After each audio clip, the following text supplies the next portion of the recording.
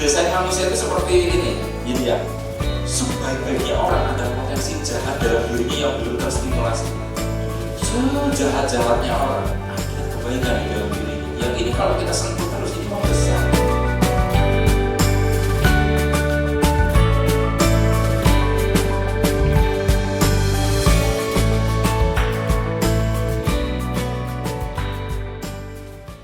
Dan nafkahnya dia bekerja di laptop. bekerjanya melalui laptop, jadi dia harus membutuhkan banyak waktu gitu ya untuk di depan laptop. Jadi maksudnya dia ya pahami saya dong, saya kan lagi cari uang gitu lah istilahnya gitu. Artinya kan kita mentok, sayanya masih dongkol, dianya juga dongkol karena usahanya sebagai seorang suami dalam mencari nafkah tidak dihargai gitu. Iya. Jadi ya nggak ketemu dong. Iya.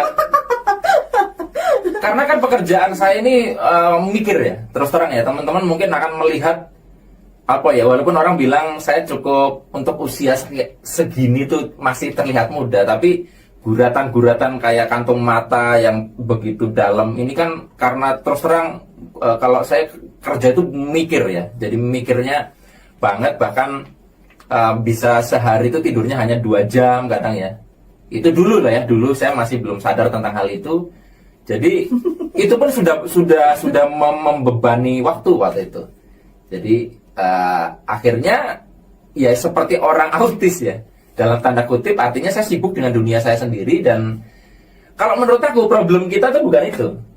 Problem kita sebenarnya akhirnya kita sadari bahwa kebanyakan orang termasuk kita ya, itu adalah gini. Kita itu menikah karena berdasarkan rasa kekurangan. Iya, saya kurang perhatian. Nah, iya.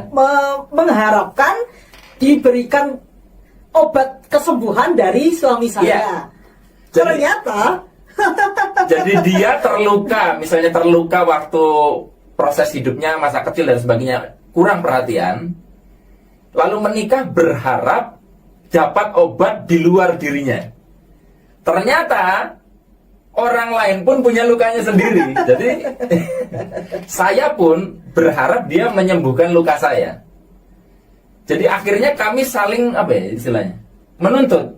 saling menuntut. Kami saling menuntut dan kami akhirnya menyadari bahwa ternyata waktu itu tuh berpikir ya walaupun nggak dengan kosakata ini bahwa nggak ada cinta yang nggak bersyarat. Nah coba kalau menurutmu cinta itu bersyarat nggak sih? Cinta bersyarat nggak ya? Ya kalau sudah pada level tertentu ya mungkin bisa. Sama pada level kita ya masih bersyarat lah. Saya nanya ke Anda ya, menurut Anda cinta itu bersyarat nggak sih? Saya sampai hari ini masih meyakini bahwa tidak ada cinta tanpa syarat. Nggak ada. Beneran? Ada orang yang mengatakan, ada pak, saya mencintai istri saya apa adanya. Terus saya bilang gini, kalau istri Anda ganti kelamin boleh nggak? Oh ya nggak boleh, berarti kan dia punya syarat kelaminnya harus beda. Ya kan? Pas saya mencintai anak saya apa adanya, tanpa syarat. Oke, anaknya boleh pindah agama nggak? Oh nggak boleh pak. Jadi saya meyakini semua cinta bersyarat. Coba Nah ini kalau kita lagi debat tuh kayak gini. Nah, teman-teman, kalau kami sedang berdiskusi, itu nadanya bisa setinggi itu. Dia nadanya tinggi, saya nadanya tinggi, dan itu bukan lagi bertengkar loh. Jadi aku nggak mau debat di sini. Iya, jadi kalau orang melihat kami itu kelihatannya sedang bertengkar ketika berdiskusi begitu. Enggak, kita kalau berdebat bisa sangat keras, bisa sangat bahkan sebelum menikah. Kami itu menikah gara-gara sering debat. Jadi di layar laptop sana dia buka Quran, saya buka Quran juga, kita saling debat untuk tafsir ayat, dan itu berlangsung lama ya. Jadi dia tuh lawan debat sebenarnya awalnya. Sampai sekarang. Sampai hari ini. Karena terus terang saya waktu itu bukan saya harus ya. Saya ingin menemukan pasangan hidup yang bisa jadi lawan diskusi saya, brainstorming. Jadi sebetulnya saya tidak mau juga punya istri yang manutan, dalam artian dia nggak punya defensif untuk argumen, karena nanti saya nggak punya lawan. Iya, makanya sebetulnya ketika kamu tak ajak berbeda pendapat itu biar aku dapat lawan. Jadi ketika kamu aku nggak mau berdebat itu kamu mengecewakan sebetulnya. Ternyata kelinci percobaannya saya sebelum dijadikan materi. Iya, saya harus jadikan dimatangkan dulu di antara kami. Nah, tadi tentang cinta bersyarat ya. Yang komunikasi belum selesai. Oh, belum selesai. Iya. Gimana? Jadi waktu aku udah bisa asertif tuh, terus kan tahap selanjutnya ternyata Mas Arifnya tidak bisa langsung menerima kan? Oh iya. Tidak bisa langsung menerima keluhan saya. Lah, itu pada titik bagaimana kok Mas Arif bisa saya mengkomunikasikan, Iya. saya yang bisa menerima, jadinya Iya. untuk selanjutnya saya itu lebih legowo ketika mau berkomunikasi itu tidaklah nanti kalau saya ngomong juga paling gitu lagi gitu tuh gimana itu? Jujur saja, saya sepertinya disantet sama dia. Jadi gini, yang saya ingat ya, entah ada sesuatu yang berubah di dalam diri saya walaupun memang nggak instan. Tapi saya amati itu dimulai ketika dia mulai tidak terlalu sering mengagresi saya. Iya. Jadi contoh paling gampang gini, dulu dia tuh sangat memaksa sekali saya untuk jalan-jalan keluar karena dia ekstrovert orangnya dan saya orangnya introvert. Jadi buat Anda yang mengira saya ekstrovert, Anda salah. Jadi saya sangat introvert, bahkan orang main ke rumah itu saya pilih-pilih loh. Jadi nggak semua orang itu saya terima main ke rumah karena saya sangat introvert. Sehingga saya jalan-jalan pun dulu itu makanya malas gitu loh. Apalagi kalau lagi kondisi capek. Dan ditambah dia nuntut, dan gara-gara saya nggak mau keluar, itu aja kita jadinya akhirnya berbeda pendapat terus ngambek-ngambekan kan. Iya. Hal seperti itu. Nah yang menarik adalah ketika dia mulai mengurangi nuntut itu, ya. Jadi ketika dia mulai ngurangi nuntut, dan seingat saya dia lebih banyak curhatnya ke atas. Iya. Jadi dia lebih banyak kayak misalkan sholat malam kayak gitu ya. Jadi dia nggak meminta ke saya, tapi mintanya ke atas. Tapi waktu itu saya tidak curiga itu dalam rangka menyantet saya gitu ya. Entah apa yang berubah, tiba-tiba malah saya yang jadi kebalik, jadi kayak jemput bola malah. Ayo jalan-jalan kayak gitu loh. Jadi saya tidak tahu apa yang terjadi, tapi akhirnya terjawab ketika saya ikut tes sidik jarinya sama Mas Tunggul dan Mbak Alin itu. Jadi tipikal mesin otak saya itu dari analisa sidik jari finger hits itu, saya itu orangnya reverse. Jadi Arif RH itu sangat reverse. Reverse itu kebalik. Jadi kalau dipaksa-paksa itu malah bakalan ditolak. Tapi kalau masalah malah nggak dipaksa-paksa itu malah ngejar, menawarkan diri. Jadi kamu sayangnya nggak tahu aku dari dulu kayak gitu.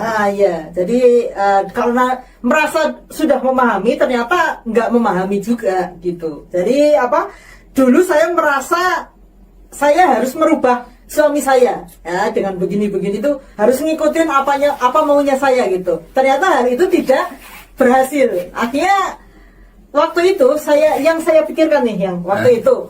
Ketika saya mengeluhkan tentang suami saya tuh cuek banget, egonya tinggi, keras kepala.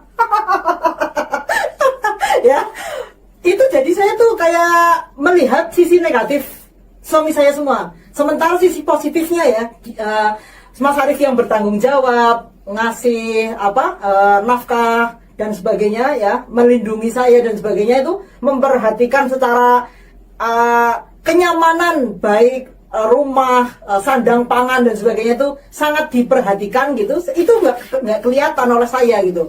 Dianggap bukan bagian dari perhatian.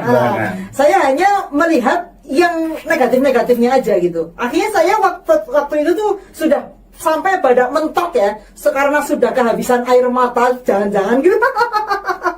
Akhirnya saya sudah mentok. Kalau saya menyalahkan terus suami saya, ini tidak akan berubah gitu. Saya waktu itu sampai pemahaman itu. Siapa sih yang menjadikan dia suami saya? Ya, selain tentunya Allah gitu ya. Tetapi saya yang memutuskan, memilih gitu ya, menikah dengan si Arif RH ini kan. Saya kan yang memutuskan. Jadi kalau saya menyalahkan suami saya, berarti saya tidak bertanggung jawab gitu atas pilihan saya sendiri. Jadi waktu dulu saya ingatnya, suami saya Arif RH ini itu adalah pilihan saya. Jadi saya harus bertanggung jawab apapun kondisi dia gitu ya. Nah, sejak saat itu saya sudah tidak menuntut lagi. Terserah dia mau SMS atau tidak, yang penting dia sudah sampai di lokasi dengan selamat gitu ya. Terserah dia mau mainan laptop sepanjang hari, terserah gitu ya. Itu saya sudah tidak menuntut harus begini harus begitu, enggak. Nah, justru sejak saat itu gitu ya, dan terutama tadi ya, berdoa kepada Allah gitu ya, memohon diberikanlah kelembutan hati kepada lelaki ini. Lah, sejak saat itu, sejak saya tidak menuntut gitu ya, saya justru memberi. Saya lebih ini kan dengan memberi. Bahkan ketika saya memberi pun tanggapannya juga nggak selalu positif padahal ya. Seperti ketika ulang tahun itu, ulang tahun saya memberikan kejutan gitu ya. Apa itu? Kamu belikan kue, tart, tart macam-macam. ulang tahun, ternyata penerimaannya tidak positif. Biasa aja. Waktu itu saya sangat kecewa gitu ya, suruh dikasihin ke ponakan-keponakan lagi gitu rotinya. Itu saya kecewa, saya nangis gitu ya. Saya sudah berusaha memberikan yang terbaik gitu ya. Tetapi kenapa masih saja belum cocok gitu ya? Saya harus bagaimana lagi ini gitu kan? Ya dua tahun itu 2 tahun ya mungkin ya 2 tahun pertama itu nikah tuh aduh. Jadi saya sudah baca buku macam-macam ya. Kita juga udah sama-sama ikut banyak training. Kita sudah baca buku Mars and Venus-nya siapa tuh? Yang itu ya. Kemudian baca buku-buku tentang wanita seperti apa, pria seperti apa. Itu tetap pada waktu menikah itu kita kayak teori itu semuanya luruh. iya karena nggak nalar. Iya. Nah itu sebentar.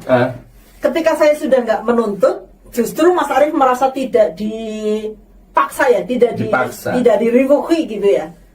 Justru saat itu beliaunya mulai berubah. Saya merasakannya seperti itu. Ya, jadi memang dari perbedaan-perbedaannya kita tuh banyak banget ya. Jadi kayak satu umur satu baut. Dulu kan kita mikirnya perbedaan ya, walaupun setelah itu terlampaui kita mikirnya oh ternyata memang pasangan tuh memang satu tuh baut, satu umur itu pasangan. Tapi dulu kan mikirnya harus sama gitu loh. Nah, jadi akhirnya apa tuh? Aku mau ngomong apa jadi lupa. Tadi mau ngomong apa? Aku tuh mau ngomong apa tadi ya? Lupa juga saya. Tadi masalah apa tadi? Komunikasi. Nah. Terus apa? Ya kamu dulu. Yin yang bukan. Aku lupa. Kamu dulu. Yin yang bukan. Iya. Kamu dulu lupa. Ini lagi ngeblank gara-gara. Enggak, aku dengerin dia cerita, aku lupa. Jadi setelah nggak dituntut-tuntut seperti itu malah saya yang menawarkan diri gitu loh intinya. Dan itu ada kesadaran kasihan atau bagaimana itu? Ya kalau sekarang saya ngerti karena saya itu orangnya itu adalah orang reverse ternyata. Ketika aku itu diberikan tekanan, aku malah reject. Tapi kalau misalkan aku malah nggak ditekan, aku malah gitu. Sekarang jawabannya ketemu. Tapi dulu tuh bukan itu. Ya gini. Jadi kami tuh nggak ketemu bahasa cintanya. Jadi gini. Akhirnya kami punya kesimpulan bahwa mencintai itu nggak penting, yang jadi penting itu adalah apakah pasangan kita itu merasa dicintai atau tidak. Jadi yang kasusnya adalah kami itu sama-sama saling mencintai, tapi dia merasa tidak saya cintai dan saya merasa tidak dia cintai. Nah itu masalah. Ini nangkep nggak? Iya. Jadi apa yang saya lakukan semua itu ternyata menurut dia tuh bukan bahasa cinta dia, dan dia menyampaikan apapun ke saya itu rasanya dia kayak nggak itu bukan cinta. Contoh paling gampang kan gitu. Jadi setelah waktu berlalu akhirnya saya mengerti istri saya itu ternyata bahasanya bahasa sentuhan. Jadi dia itu kalau ngambek, dia itu sedang sedih, whatever ya, itu obatnya cuma satu, dipeluk. Dan saya butuh waktu bertahun-tahun untuk paham itu. Memahami itu dan melakukan. Karena dia tidak ngomong dia butuh itu. Setelah ngomong pun tidak langsung menjadi habit gitu. Tidak langsung menjadi habit. Butuh waktu juga untuk jadi kebiasaan. Iya.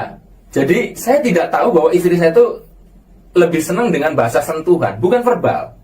Nah ini ternyata juga orang beda-beda. Ada juga yang suami itu sudah menyentuh tapi nggak pernah ngomong verbal, itu tetap Jadi dianggap masalah juga. jadi masalah. Nah Jadi kita perlu tahu bahasa cinta masing-masing iya, ya. akhirnya kan tahu kita tuh, oh yaudah, akhirnya simple ya.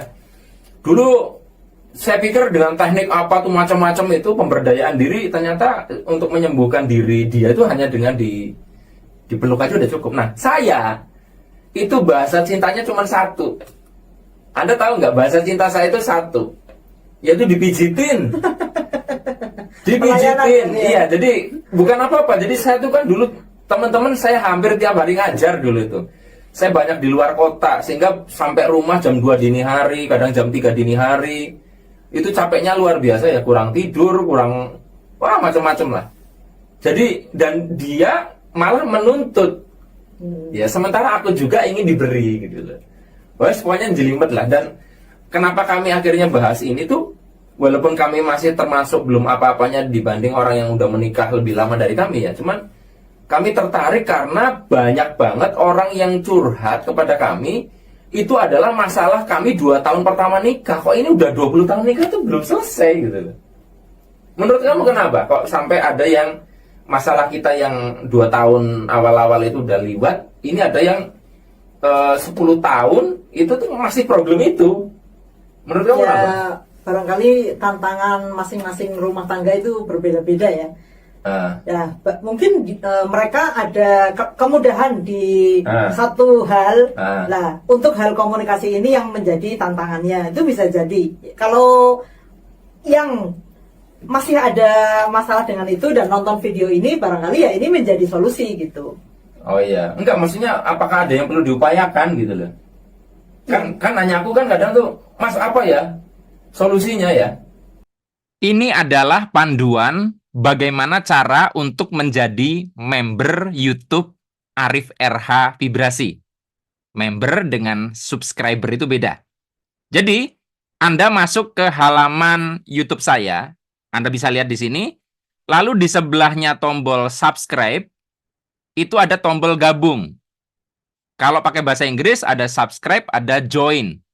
Nah, kalau Anda klik tombol gabung atau join itu, maka Anda akan mendapatkan tampilan seperti ini. Ada 4 pilihan menjadi member. Nanti Anda bisa baca sendiri, di situ dijelaskan berapa biayanya dan apa saja keuntungan yang Anda dapat dari setiap level. Dan yang paling murah, Anda bisa bergabung dengan Rp19.900. Anda bisa menyimak video edisi spesial khusus member, video yang tidak bisa dilihat secara publik, durasinya 30 menit sampai 1 jam ya, lebih detail, lebih dalam. Ada sesi tanya jawab, ada diskon 100.000 kalau misalkan ada kelas online Arif RH dan seterusnya. Anda bisa baca. Nanti di sini Anda silakan Anda pilih nih, mau bergabung di level 1 reguler, level 1 premium, level 2 reguler, level 2 premium. Kemudian bagaimana caranya ketika Anda mau bergabung? Ya, Anda pilih tadi, lalu Anda klik gabung. Ketika Anda klik gabung, Anda akan mendapatkan tampilan seperti ini. Ini contohnya. Misalkan saya pilih yang level 1 reguler, Rp19.900 per bulan. Nah, nanti di sini Anda tinggal pilih, Anda mau bayarnya itu pakai apa? Ada kredit card, debit card, ShopeePay, Dana, GoPay. Anda bisa setting. Nah, kalau misalnya, Pak, saya mau bayar pakai pulsa, tidak pakai opsi yang ditawarkan di awal ini, Anda tinggal setting dulu. Jangan langsung ke sini, Anda setting dulu di Play Store Anda. Anda masuk di HP Anda, kalau Android, masuk ke Play Store, nanti Anda klik, Anda akan mendapatkan tampilan seperti ini. Anda lihat di sini tampilannya, lalu Anda klik yang ini, yang ada gambar di sudut kanan atas ini. Kalau Anda klik, Anda akan mendapatkan tampilan seperti ini. Ini contohnya Arif RH Vibrasi. Lalu ke bawahnya Anda bisa lihat ada payment and subscription atau pembayaran dan subskripsi dan langganan. Anda klik itu, nanti akan masuk ke halaman yang sebelah ini. Anda pilih payment methods. Nah, di payment methods ini, nanti Anda bisa memasukkan apa mode pembayaran yang Anda akan gunakan sebagai yang untuk bayar membership. Silakan Anda setting sendiri di sini. Dan kalau Anda masih ingin tahu lebih banyak, Anda bisa klik More Payment Setting. Nah, kemudian nanti setelah prosesnya selesai, Anda akan mendapatkan email. Jadi tunggu sampai email ini masuk. Emailnya kurang lebih seperti ini, welcome, Anda sudah jadi member. Nah, untuk memastikan apakah Anda sudah jadi member atau tidak, mudah saja. Anda buka lagi YouTube saya, nanti akan muncul yang namanya tab membership atau langganan. Jadi ini tab home, video, short, Anda ke kanan kan kalau pakai HP ya, digeser, nanti ada membership. Kalau diklik nanti muncul seperti ini. Anda akan melihat status Anda member level berapa, kemudian dan sebagainya dan sebagainya. Anda juga bisa ubah level Anda dari level 1 reguler mau jadi level 2 reguler misalkan. Anda bisa ubah kapan saja. Dan buat Anda yang sudah jadi member, Anda pastikan selalu cek tab community dan membership. Karena disitulah nanti Anda akan dapat info-info dan video-video terbaru untuk Anda simak. Untuk Anda yang menggunakan iPhone, ini tampilan Apple ID Anda, silakan Anda nanti masuk ke payment and shipping, kemudian nanti Anda ubah di sini. Kalau saya ini di sini pakai Mastercard, pakai kartu kredit, atau Anda tambahkan add payment method. Di HP saya yang satunya, iPhone juga, itu saya gunakan GoPay, bisa juga. Jadi silakan Anda setting sendiri di sini. Untuk yang punya iPhone. Jika Anda klik tombol join atau gabung dan Google tidak mengarahkan pada proses selanjutnya, dalam hal ini ada sistem error, maka Anda cukup klik saja link join atau link gabung yang saya informasikan pada bagian deskripsi video ini.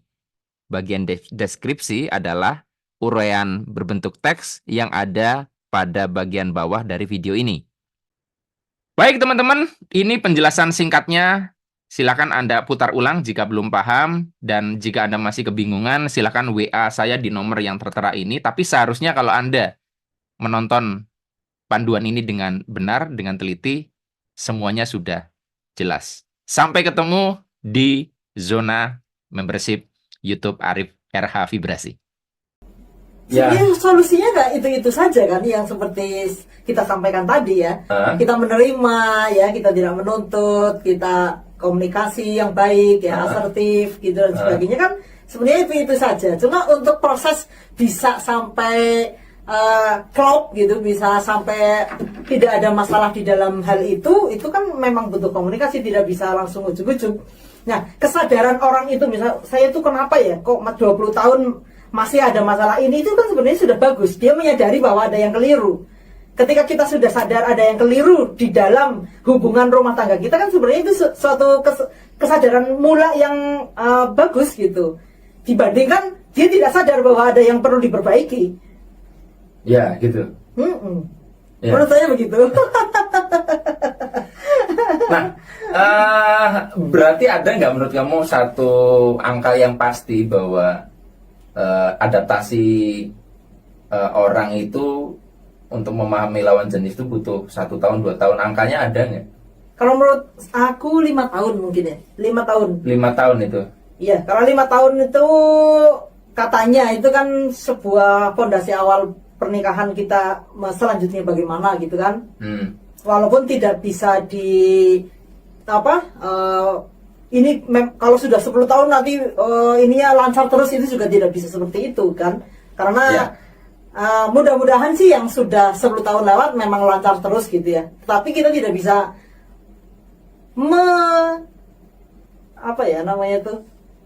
menjudge bahwa ya itu nanti akan lancar terus, itu juga nggak bisa. Iya, kita pun tidak tahu ke depan ini gitu. Bagaimana kan kita tidak tahu juga pelajaran apa lagi. Karena tantangan kan akan setiap keluarga beda-beda tantangannya gitu ya. Nah, kita kan cuma bisa mengusahakan yang terbaik. Mudah-mudahan kita bisa melewati sepanjang tahun ini baik-baik saja ya. Seterusnya mudah-mudahan lebih baik lagi gitu. Ya sebenarnya yang saya pengen sampaikan tuh itu Gin, buat teman-teman yang mungkin belum menikah atau membayangkan pernikahan tuh seperti jalan lurus, jalan tol, tuh saya ingin menyampaikan yang realistis bahwa ada ilmu yang harus dipelajari juga di situ. Jadi saya nggak mau Anda kena prank gitu loh. Ya. Justru yang namanya rumah tangga itu pelajarannya itu banyak sekali gitu ya. Iya. Tetapi nggak ada sekolahnya gitu. Iya, Ini baru masalah dengan pasangan kita. Tapi gini masalah. Sama Pak, misalnya dengan anak-anak itu banyak sekali Gini loh. pelajaran. Gini, jadi repotnya itu adalah kita sulit membahasakannya. Misalnya kita bilang bahwa pernikahan itu juga ada problem-problem di dalamnya. Nanti orang tuh bisa takut nikah loh. Nah, ini bingungnya gitu loh. Tapi kalau kita bilang wah pernikahan itu indah, nanti dia akan ekspektasi berlebihan sehingga dia tidak ready. Seperti halnya kalau kita manjat gunung itu kan kita nggak boleh memberikan sebuah panduan aman kok, lancar kok, sehingga orang itu tidak membawa peralatan yang memadai untuk mendaki gunung. Tapi kita tidak boleh juga membuat dia akhirnya ketakutan nggak jadi naik gunung. Nah ini yang Dan sulit adalah ini itu. memang jadi kayak sudah rada menjamur juga ya. Orang-orang yang takut menikah itu kan banyak kan mulai Ya, sekarang. gini, ada orang yang memang memutuskan dengan sadar untuk tidak menikah, ada yang takut menikah, itu beda. Jadi kalau saya pribadi teman-teman, aliran yang ya memang menikah separuh agama dicontohkan Nabi, tapi kan di situ tidak termasuk wajib sebetulnya, iya kan? Tidak wajib kan? Tapi asal dengan Tetap kesadaran, dengan kebutuhan naluri iya, manusia iya. aja. Jadi makanya saya berhenti untuk membuli orang yang belum memutuskan nikah, karena bisa jadi memang itu pilihan dia gitu loh. Nah tapi ketika kasusnya orang itu mengalami blocking menikah, saya boleh katakan saya termasuk nikahnya telat dan itu kena blocking. Iya, iya. Jadi dulu saya tuh punya bayangan bahwa kalau misalkan nanti menikah itu bakalan, misal contoh ya, saya kan suka main game ya. Dan itu luka saya waktu kecil, karena waktu kecil saya mau minta dibelikan peralatan game sama bapak, nggak dikasih kan, karena biar ranking 1 gitu kan, suruh belajar terus. Jadi punya gambaran bahwa nanti istri saya itu pasti ngelarang-larang saya gitu loh. Dan banyak faktualnya teman-teman saya yang setelah menikah itu nggak bisa lagi main game, nggak bisa lagi main PlayStation. Nah, dan ternyata realitanya juga dia nggak masalah aku main PlayStation ya. Bahkan aku pun nggak melarang dia nonton drakor kan sekarang ya, iya gak sih? Iya, iya. Nah sekarang persoalannya, saya di grup game itu sering juga ada orang yang komen-komen katanya, wah seneng ya dibolehin oleh istrinya main game gitu loh. Kenapa sih ada wanita atau istri siapapun itu melarang suaminya untuk senang-senang dengan hobinya? Masalahnya di mana? Nah itu kembali lagi masalahnya yang tadi itu komunikasinya belum lancar lagi. Apa yang menjadi kesukaan kita, apa yang menjadi kesukaan masing-masing suami dan istri tidak dipahami dulu gitu. Kalau sekarang kan, kalau dulu Mas Arif main PlayStation mungkin saya marah-marah gitu. Tetapi kan karena saya sudah memahami dan Mas Arif juga bisa memahami saya, ya sekarang ya silahkan gitu. Enggak, sekarang karena dia tahu apa yang harus dilakukan. Kalau dulu kan saya main PlayStation dia marah ya. Sekarang enggak. Saya main PlayStation dia nonton drakor. Oh ya, tapi kembali lagi ke pertanyaan itu. Agar yang belum menikah nggak takut. Wah, ternyata menikah itu misalnya menjadi serem amat gitu ya. Tapi kita juga harus kasih fakta bahwa tidak terus semudah itu adaptasi. Iya, makanya yang kita perlu sampaikan ya, menikah itu ya tempat kita belajar gitu. Di situ ada tanggung jawab ya. Kalau yang pacaran gitu kan, mungkin kalau nggak cocok sama pacarnya bisa putus, udah ganti gitu kan. Tapi kan nggak semudah itu ketika menikah kan. Nah, jadi di situ ada tanggung jawab kita yang kita perkuat gitu di situ dalam pernikahan itu. Nah, kalau menurut saya justru pertumbuhannya itu di spiritualitas itu. Spiritualitas. Keberserahan diri dan sebagainya itu ketika menghadapi tantangan-tantangan yang menurut saya dulu berat gitu, itu jadi lebih mudah gitu. Aku ngerti, ada yang menarik teman-teman, mungkin bisa dijadikan ini ya. Jadi kalau dulu ya, ketika misalkan salah satu dari kami itu berulah, satu akan bereaksi dengan marah ya.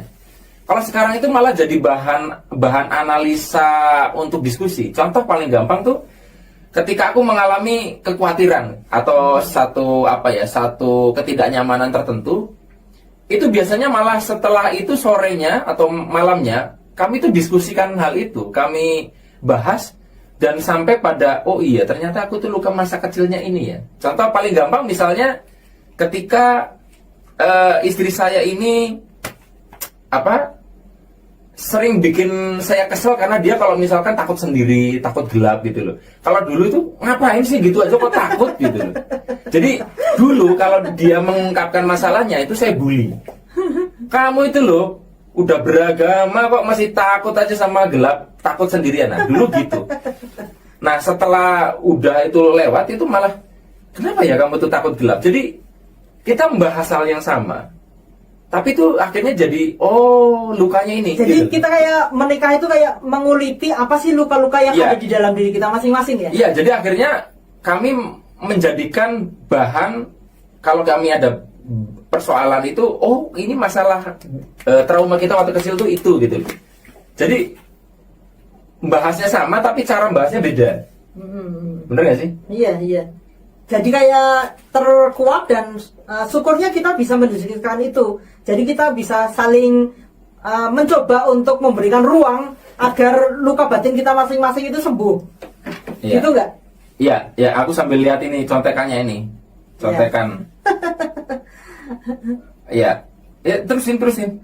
Ya, itu kayak misalnya tuh ternyata Mas Arif itu luka kecilnya kan karena dia tidak dibolehkan main PlayStation karena waktu kecil dulu tuh suruhnya belajar aja sama orang tuanya gitu. Jadi sampai sekarang dia masih suka PlayStation ya mungkin karena dulu tidak keturutan itu ya, dan saya bisa memahami itu.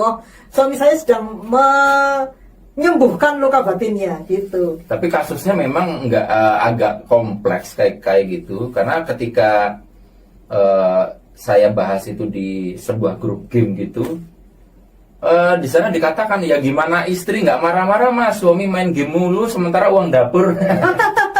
Lah itu beda. Nah, itu komunikasi lagi harus Enggak, jadi gini dulu. teman-teman, sekarang aku nanya ya, kamu milih Arif RH yang egois, keras kepala, ya yang aku ada itunya, yang kayak gini. Sebenarnya aku juga Ya, kayak gitu. Atau kamu lebih suka Arif RH yang lembek, manutan, ya yang kayak gitu, nggak kayak gini kebalikannya. Kamu lebih suka mana sih sebetulnya? Lebih suka yang sekarang. Karena gini teman-teman, kenapa saya nanya ini ya?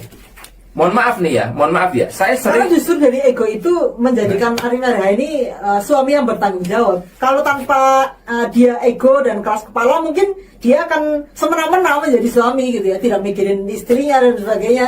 Makannya istri bagaimana dia nggak mikirin gitu. yang menarik ya Lanjut. teman-teman, itu saya sering dicurhati orang-orang yang mengeluhkan suaminya itu nggak serius mencari nafkah. Jadi apa ya, suaminya itu dianggap kayak nggak optimal gitu loh. Akhirnya istrinya yang harus menjadi tulang punggung keluarga. Padahal kan ya dari akad nikah sudah jelas tanggung jawab itu kepada Meskipun suami. itu nggak salah juga ya. Iya, nggak salah. Cuma ada porsinya. dia masing-masing. mengeluhkan kenapa suaminya begitu. Gitu.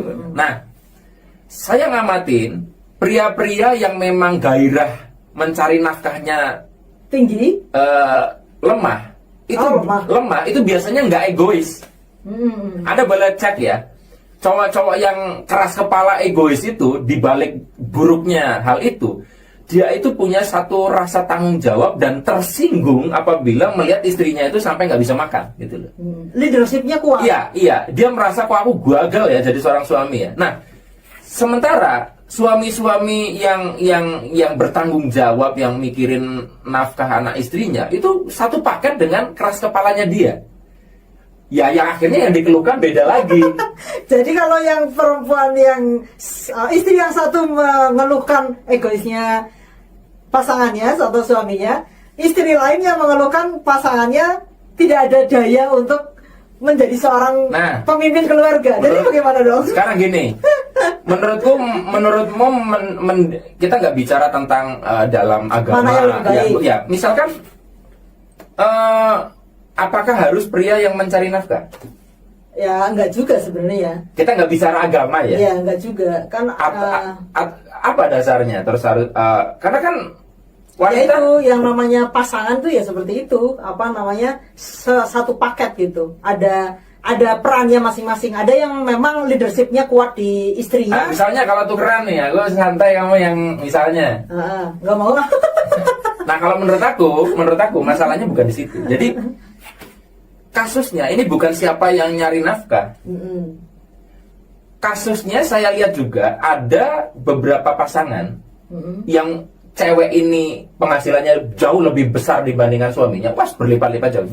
Tapi rumah tangganya baik-baik aja. Ya memang nggak apa-apa, banyak. Nggak ada juga yang berantakan. Tahu nggak kenapa? Iya. Istrinya tidak bisa menghargai suaminya yang tidak bisa mencari nafkah. Ya, terus apa lagi? Bukan hanya itu. Apalagi tuh? Karena suaminya tahu diri, aku sepertinya memang kurang berbakat mencari nafkah sebanyak istriku. Dan istriku sibuk mencari nafkah, maka aku berkontribusi mengambil alih apa yang dalam tanda kutip biasanya dikerjakan istriku. Misalnya nyuci, jemur, nyetrika. Akhirnya si cowok ini mau seperti kayak dunia yang tertukar gitu ya. Mau mengambil peran itu sehingga si istri merasa apa ya? Yang saya amati wanita-wanita yang mengeluhkan suaminya itu karena nggak bisa nyari nafkah, ternyata bukan itu. Karena ternyata mereka habis pulang kerja, mereka masih harus ngurus anak, mereka harus masak, mereka harus nyapu, mereka harus nyuci. Jadi bebannya double-double. Jadi bebannya double gitu. Jadi sementara rumah tangga yang baik-baik saja, si suami ini mau menjadi bapak rumah tangga. Nah, jadi kalau dari kasus-kasus yang masuk ke saya kayak gitu, teman-teman. Ada juga yang dua-duanya bisa menjadi mencari penafkah rumah tangga juga ada. Ada, kalau itu sih lebih gampang ya. Yang kasusnya rumit itu kalau itu biasanya wanita lebih tinggi penghasilannya, kemudian prianya dalam hal itu agak loyo, tidak mau mengambil alih peran-peran yang biasanya dikerjakan istrinya, akhirnya muntab, ya, sehingga istrinya mikir, terus ngapain aku punya suami? Ya kan akhirnya memutuskan, toh aku tidak bergantung sama dia, kayak gitu loh. Jadi kontribusi, jadi akhirnya memang gini, memang kayak aku dari dulu tuh suka cuci piring gitu nggak sih? Dulu tuh. Enggak, kalau pas di Purwokerto enggak. Enggak ya? Enggak. Enggak ya?